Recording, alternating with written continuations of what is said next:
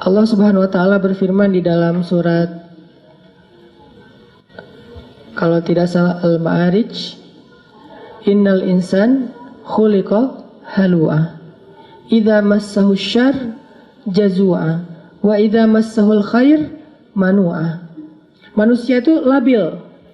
Idza massahu syarr jazua wa idza massahul khair manu'a. Emang kayak gitu, manusia itulah labil. Terus recovery kelabilannya tuh kayak gimana? Ternyata recovery itu akan cepat dan bertahan kalau kita belajar, yakin, dan berpegang teguh kepada Allah. Cepat recovery-nya, teman-teman. Para sahabat Nabi itu, gimana pun mereka soleh, mereka tetap manusia, kadang emosional juga. Tapi recovery-nya cepat. Contoh, Abu Bakar pernah sakit hati sama keluarganya, ada saudaranya yang memfitnah Aisyah. Dia nuduh Aisyah itu selingkuh. Sakit hati kan Abu Bakar? Akhirnya karena Abu Bakar sakit hati, Abu Bakar pun bersumpah. Abu Bakar posting juga, kata Abu Bakar, demi Allah, saya nggak bakalan ngasih lagi pertolongan dan bantuan kepada orang itu selama-lamanya. Kenapa? Udah terlanjur sakit hati sama dia. Bersumpah Abu Bakar, nggak akan nolongin dia lagi. Ternyata Allah komen di postingan itu. Apa komenan Allah? Janganlah seseorang yang diberikan kelebihan harta di antara kalian, surat An-Nur, bersumpah untuk tidak membantu saudaranya. Maafkanlah, berlapang dadalah. Tidak sukakah kalau kamu Allah mengampuni dosa-dosamu? Ala tuhibbuna ayyaghfirallahu lakum? Akhirnya ketika Abu Bakar baca komen ini, astagfirullahaladzim, langsung Abu Bakar delete postingannya. Posting baru. Mulai sekarang saya akan bantu dia 2 kali lipat. Allah langsung first like. Ya. Itu yang terjadi di dalam surat An-Nur. Kenapa Abu Bakar sedih? Karena beliau manusia. Kenapa Abu Bakar sakit hati? Karena beliau manusia. Sesoleh apapun tetap aja dia manusia. Cuma recovery-nya cepat. Kenapa? Karena berakatnya dengan Allah, bukan dengan makhluk. Kalau kita berakat dengan makhluk, susah recovery-nya. Tergantung orang itu. Kalau kita berakat dengan Allah, cepat recovery-nya. Karena Allah Rahimun, Rahmanun, Karimun, Jawadun. Allah itu maha baik. Misalnya kita marah sama orang lain, terus kita maafin dia. Apa akad dengan Allah? Nanti Allah maafin saya. Makin besar dosa orang yang kita maafin, makin besar dosa kita yang dimaafin sama Allah. Dosa apa yang paling besar yang dilakukan seseorang kepada kita? Tadi ditikung. Ustadz, nggak mudah Ustadz maafin yang kayak gitu-gitu Ustadz. Saya tuh udah berusaha ya selama 5 tahun. Di tahun ke-5 ternyata gagal gara-gara dia. Padahal dia datangnya cuma beberapa bulan terakhir. Kenapa bisa nikung? Dia teman curhat kita. Kita curhat ke dia, ternyata dia dapat info dari kita, dia jalan duluan. Kan sakit banget tuh. Makin sakit, makin berat, makin besar dosa yang kita maafin dari orang lain, berarti makin besar dosa kita yang dimaafin sama Allah. Minimal 10 kali lipat. Itu akadnya, sehingga jadi ada motivasi untuk memaafkan orang. Ya udah deh, saya maafin biar Allah maafin saya. Emangnya kita nggak punya dosa? Kalau kita mau ngitung dosa kita, nggak usah jauh-jauh. Dosa sholat aja kita udah banyak tuh. Kita udah ninggalin sholat sejak kita balik usia 12 tahun. Kan kita dulu sering ngerasa 12 tahun itu masih anak kecil ya, sehingga sholat suka belang-belentong gitu, nggak rapi. Kadang sholat, kadang nggak. Yang rajin cuma sholat maghrib doang ya. Isya subuh udah kelewat. Terus pas udah ABG dikit, usia 17 tahun masih sholat, cuma sering menjamak. Subuh dijamak dengan duha misalnya. Sholat juga subuh, tapi jamak. Dan itu istiqomah banget loh. Jadi dari bab sholat aja kita udah bermasalah, udah banyak dosa nih. Gimana mau amal-amal yang lain? Berarti caranya gimana? Maafinlah kesalahan orang yang lain supaya Allah maafin kesalahan kita. Akadnya sama Allah, recovery-nya gampang. Saya pernah pas di Bandung, mobil ditabrak dari belakang, serempet. Akhirnya penyok dan agak rusak. Terus orangnya marah duluan. Mungkin cara dia marah duluan biar ketahuan bahwa kita yang salah. Dia turun langsung marah-marah. Saya bilang, tenang aja, jangan marah-marah. Kita selesaikan baik-baik. Akhirnya dia agak down dikit, agak nyaman dikit, ngobrol. Tapi tetap aja keras, nggak mau. Dan pas di ini dia nunjukin kartu bahwa dia anggota.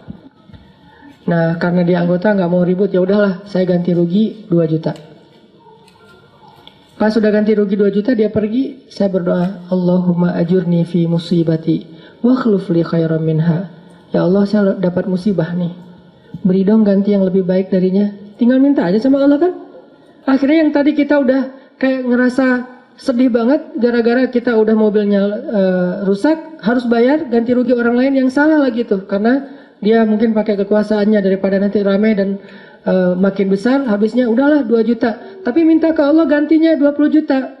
Lebih baik dari yang kita berikan. Gak lama seminggu kemudian benar-benar Allah ganti 20 juta cash. Bukan sedekah, jangan selalu menerjemahkan keajaiban itu dalam bahasa sedekah. Bisa juga dapat usaha apa, jualan apa yang keuntungannya banyak. Kayak saya dulu di Mesir jualan bakso. Kalau ada acara-acara kayak gini nih saya ngeliat teman-teman di Jepang kayak nostalgia lagi kondisi dulu di Mesir ya. Lagi ada acara mahasiswa Indonesia di sana namanya PPMI gitu. Saya jualan bakso, tapi saya nggak bisa bikin bakso, teman yang jualan. Terus saya bilang, ya udah kita bagi hasil aja ya, bagi 2, kamu 30%, saya 70 gitu. Dia mau, alhamdulillah dia bikinin, terus saya ini jual, terutama buat acara mahasiswa Malaysia. Kenapa? Karena menurut saya orang Malaysia nggak bisa ngebedain bakso yang enak sama yang enggak. Soalnya di Malaysia nggak terlalu banyak kan, kalau di Indonesia kan banyak tuh bakso. Akhirnya jual ke Malaysia, nggak terlalu enak juga, mereka wah enak Pak Cik, tak apa-apa gitu ya. Udah jualan. Kalau orangnya enakan,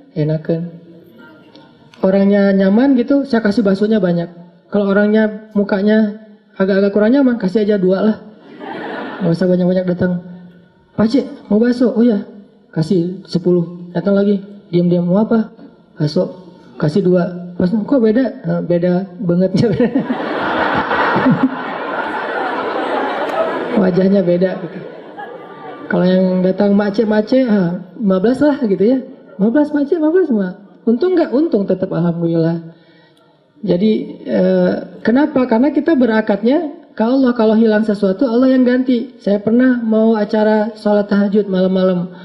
Acaranya jam 2 malam, saya baru bangun jam 2. Telat kan? Akhirnya panik, nyamber HP, jatuh, pecah layar depannya, udah nggak bisa kepake. Itu HP sekitar harga 2 juta lah. Jatuh langsung, ya Allah beri saya ganti yang lebih baik. Dan ini juga jatuh bukan apa-apa ya, karena pengen tahajud, pakai diomongin lagi. Terus berangkat nih, pulang-pulang jam 10 pagi Allah ganti dengan, waktu itu baru keluar tuh Note 5 harganya 10 juta, diganti cash. Kadang Allah nggak gantinya dalam bentuk fisik, dalam bentuk nominal, dalam bentuk sesuatu yang materi, tapi diganti dengan yang lain, kebahagiaan. Mungkin kita kehilangan sesuatu, hilang motor, tapi dapat jodoh, mau mana? Pilih yang mana?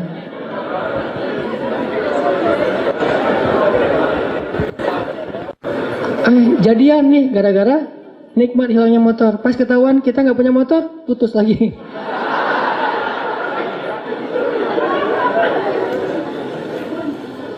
Belajar berakat sama Allah teman-teman. Itu rahasia kalau kita pengen.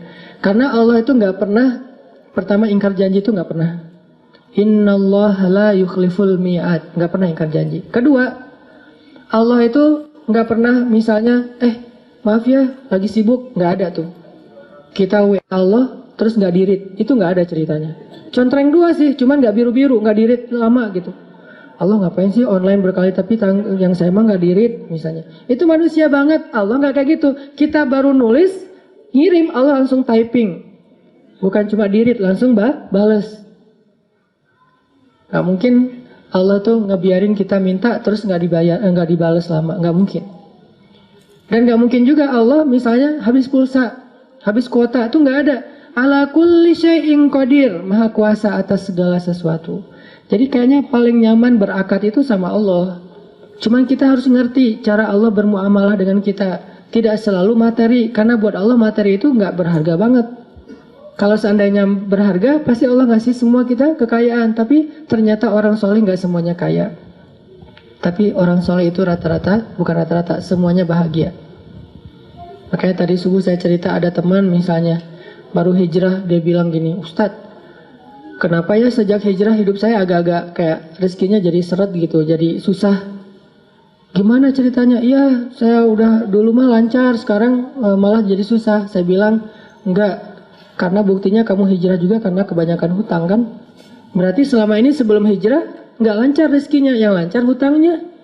Setelah hijrah Allah permudah untuk membayar hutang itu. Bukan rezekinya seret, tapi rezekinya dibagi. Sebagian dipakai, sebagian untuk bayar hutang. Allah udah kasih solusi. Nggak mungkin lah Allah ngecewain kita yang berhijrah karena Allah. Itu nggak mungkin. Jangankan Allah nih, Nabi Muhammad aja nggak pernah membiarkan ada yang datang ke beliau ditolak dalam keadaan nggak dikasih apa-apa, itu nggak ada. Semua yang datang ke Nabi meminta sesuatu pasti pulangnya membawa sesuatu. Apa aja? Pernah Nabi lagi jalan pakai baju baru gitu, baru dikasih sama Raja Khurasan, kasih baju. Bajunya warna merah, bukan gamis ya, baju biasa warna merah, dipakai sama Nabi. Terus dilihat sama orang miskin, sahabat ngomongnya, Muhammad, itu baju bagus juga ya, gitu. Nabi pas diomongin kayak gitu, Nabi tanya, kenapa mau gitu? Mau. Dibuka sama Nabi, Nabi pulang nggak pakai. Dan Nabi juga kalau pulang nggak pakai baju masih keren ya, six pack gitu. Kita nggak pakai baju zero pack kan agak-agak gimana gitu kan ya. Kan perut Nabi itu six pack kata sahabat, seperti batu yang tersusun kan.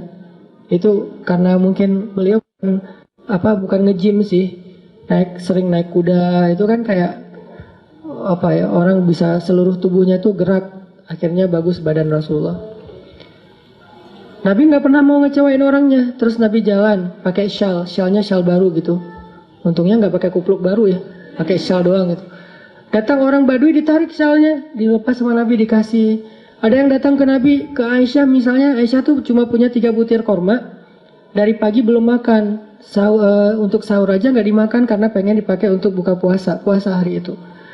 Datang satu orang ibu dengan 2 anaknya karena lapar bilang, Aisyah saya belum makan dari pagi. Aisyah langsung ngambil ngasih. Jadi nggak makan sahur, nggak berbuka puasa. Kenapa? Karena sifat Nabi itu tidak ada yang datang kepada beliau pulang dalam keadaan tangan kosong. Itu nggak ada. Nabi aja kayak gitu, apalagi Tuhannya Nabi, Allah Subhanahu Wa Taala. Nggak ada yang datang kepada Allah pulang dalam keadaan kecewa, itu nggak ada. Kalau dia kecewa, berarti dia nggak ngerti cara berakad sama Allah. Dia salah paham dengan cara-cara Allah. Kalau dia ngerti Allah, nggak bakalan kecewa. Dia tahu banget Allah Maha Baik, Allah yang selama ini nolongin saya, Allah yang yang menyelamatkan saya. Alam yajidka yatiman fa'awa, wa wajadaka dhallan fahada, wa wajadaka ailan fa'aghna. Dan Allah itu tergantung prasangka hambanya kepada Allah. Kalau kita berprasangka baik, Allah akan ngasih apa yang kita persangkakan 10 kali lipat lebih baik. Kalau kita berprasangka buruk, maka Allah seperti yang kita prasangkakan. Jadi tergantung kita nih, mau gimana? Mau dapat nikmat, ya udah, Allah Maha Pemberi nikmat. Mau dapat jodoh, Allah Maha menciptakan segala sesuatu berpasangan. Nggak mungkin saya dibiarkan sendiri.